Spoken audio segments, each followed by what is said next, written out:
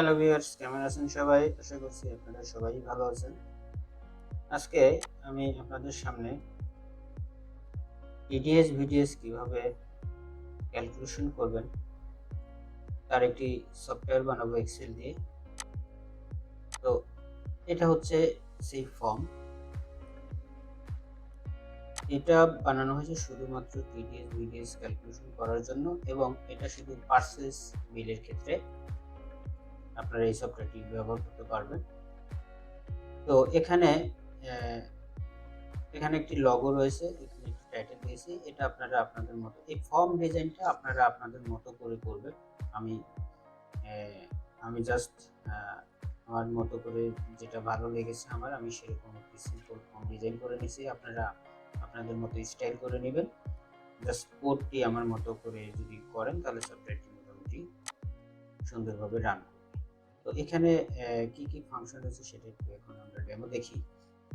এখানে দেখুন ৩টা বাটন রয়েছে। এখানে আমি ট্যাক্সটা আসলে এখানে এই সফটওয়্যারটি বানিয়েছি ৩টা কাজের যাতে ব্যবহার করা যায় সেই জন্য।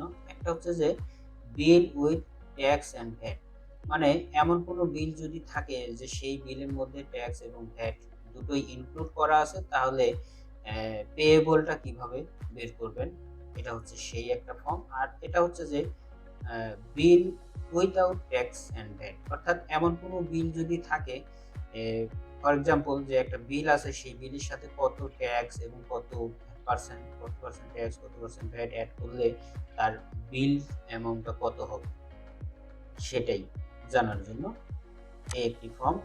আর আরেকটি আছে বিল উইথ ট্যাক্স। এরকম অনেক বিল থাকে যে বিলে শুধুমাত্র ট্যাক্স ইনক্লুড আছে, ভ্যাট ইনক্লুড নাই, তাহলে সেটি কিভাবে আপনারা ক্যালকুলেশন করে ফিগার আউট করবেন, এই সফটওয়্যার দিয়ে আপনারা সেটা করতে পারবেন। চলুন প্র্যাকটিক্যালি আগে দেখি।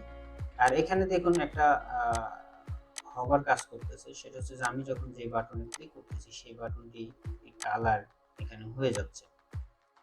তো এইগুলাও মোটামুটি আপনারা জানতে পারবেন কিভাবে এরকম করবেন।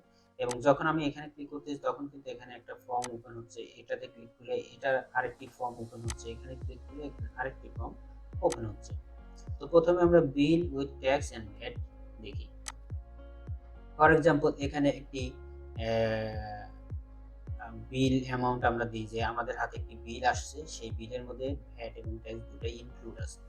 তো আমরা একটা ডামি ডাটা এখানে ইনপুট করতে পারি। ফর এক্সাম্পল 15,000 টাকা কোনো একটা বিল, সেই বিলের আমরা ট্যাক্স ভ্যাট এখন কিভাবে বের করব। যদি এন্টার দিই তাহলে সাথে সাথে দেখুন এখানে চলে আসছে, আর এইসব ঘরে আমার কোনো কাজ নেই। তো এখানে এখন কি বলতেছে ভ্যাট। আচ্ছা, এখানে আরেকটা জিনিস বলি, এখানে দেখুন ব্র্যাকেটে একটা জিনিস লিখে দেওয়া আছে যে এটা কেন দেওয়া হয়েছে এটা আমি দিতাম না, তারপরেও আপনারা কেউ যদি মহামূসক চালানে লিখতে চান তাহলে কোথায় লিখবেন, কি করবেন, সেটার জন্য এখানে এই কোন কলামে আপনারা লিখবেন সেগুলো এখানে একটু মেনশন করে দেওয়া আছে। এটা খুব নেসেসারি না, তারপর আমি দিয়ে রাখছি, যদি কারোর প্রয়োজন হয় তাহলে জানবেন, যাতে কোথায় লিখতে হবে সেটা আপনারা লিখতে পারেন। আচ্ছা, এখন আমরা ভ্যাট দিব। ভ্যাটটা কি, ভ্যাটের এখানে আমি দেখেন 9 এবং 10 কলাম, অর্থাৎ ভ্যাটের পার্সেন্টেজ আপনারা 9 কলামে দিবেন এবং 10 কলামে এর পার্সেন্টেজের যে ফিগার আসে সেই ফিগারটি আপনারা দিবেন। তো এখানে ভ্যাট আমি ধরি যে এটা কত ভ্যাট ধরব। ভ্যাট এখন 7.5% হয়, বিভিন্ন ফিগার হয়, 15% হয়। তো আমি ফর এক্সাম্পল দিলাম 7.5% ভ্যাট। যখন 7.5% ভ্যাট দিলাম তখন এখানে দেখুন এই 15,000 টাকার 7.5% ভ্যাট কিন্তু এখানে চলে আসছে, ক্যালকুলেশন করে চলে আসছে। আর এই ভ্যাট, এই বিল থেকে ভ্যাট ডিডাকশন হয়ে এখানে কিন্তু বেস ভ্যালু এখানে চলে আসছে 13,953। এখন এখানে ট্যাক্সের ঘরে যদি এখন আমি দিই কত পার্সেন্ট ট্যাক্স বিভিন্ন ভ্যারি করে, আমি ধরলাম 5% ট্যাক্স। যখন 5% ট্যাক্স দিলাম তখন এই ট্যাক্সের ভ্যালু এখানে বসে গেছে। আর এখানে টোটাল পেয়েবল অ্যামাউন্ট, এটা হচ্ছে পেয়েবল অ্যামাউন্ট, অর্থাৎ 15,000 টাকার বিল ট্যাক্স ভ্যাট কেটে পার্টি পাবে হচ্ছে 13,256। এটা হচ্ছে একরকম, যদি ভ্যাট এবং ট্যাক্স বিলের মধ্যে ইনক্লুড থাকে তাহলে আমরা এই পদ্ধতিতে করব। জাস্ট আমরা এখানে বিল অ্যামাউন্টটা বসাবো, এখানে ভ্যাটের পার্সেন্টেজ বসাবো এবং ট্যাক্সের পার্সেন্টেজ বসাবো, দিলেই আমাদের ক্যালকুলেশন হয়ে যাবে। আর এটা হচ্ছে বিল উইথ ট্যাক্স অ্যান্ড ভ্যাট, অর্থাৎ এমন একটি বিল আছে যে বিলের সাথে কোনো ট্যাক্স ভ্যাট নাই, কিন্তু ফর এক্সাম্পল আমি একজন সাপ্লায়ার, আমি আমি আমি কোনো একটা প্রোডাক্ট বিক্রি করব, সেল করব, সেক্ষেত্রে সেক্ষেত্রে ওই আমি যার কাছে সেল করব সে তো আমার ট্যাক্স ভ্যাট কেটে আমাকে টাকাটা দিবে। তাহলে আমার প্রফিট সহ কোনো প্রোডাক্টের দাম যদি আমরা যেটা ক্যালকুলেশন করছি এখানে সেটাই ফিগারটা দিই, যে 13,256 প্রফিট সহ আমার প্রোডাক্টের দাম হচ্ছে 13,256। সেক্ষেত্রে আমি এখন কত পার্সেন্ট ভ্যাট ট্যাক্স অ্যাড করলে যাতে তার এই ট্যাক্স ভ্যাট কাটার পরে আমি এই টাকাটা পাই, সেজন্য আমাকে একটা বিল ভ্যালু বের করতে হবে যে কত টাকা আমার বিল অ্যামাউন্ট ফিক্স করতে হবে। তো ধরি আমার প্রফিট সহ এটা হচ্ছে আমার বিল অ্যামাউন্ট, এর সাথে আমি যদি ট্যাক্স অ্যাড করি 5%, যে পার্সেন্ট হবে সেই পার্সেন্ট আপনারা দেবেন। 5% অ্যাড করলে পরে আমার বেস ভ্যালু হবে এত। আর এরপরে যদি আমি ভ্যাট দিই 7.5% দিলাম, ভ্যাট দিলে দেখুন এই এখানে যেটা বের করছি সেটাই ফিগারটা চলে আসে।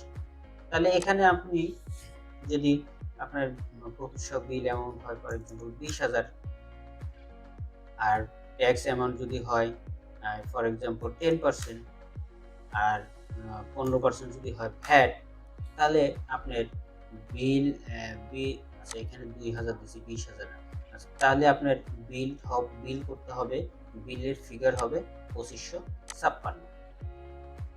তাহলে আপনি ট্যাক্স ভ্যাট কেটে বিল পাবেন 2,000। এরপরে আসি বিল উইথ ট্যাক্স। এরকম অনেক বিল থাকে যে বিলের সাথে শুধু ট্যাক্স ইনক্লুড আছে, ভ্যাট ইনক্লুড নাই। সেই ক্ষেত্রে কি হবে?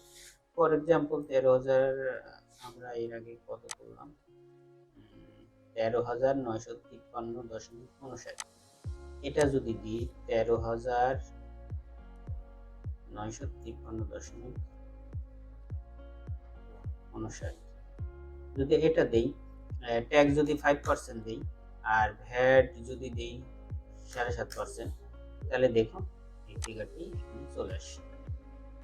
জাস্ট আমাদের এই ফিগারটা বসাইতে হবে, আমাদের ট্যাক্স অটোমেটিক ক্যালকুলেট হয়ে যাবে।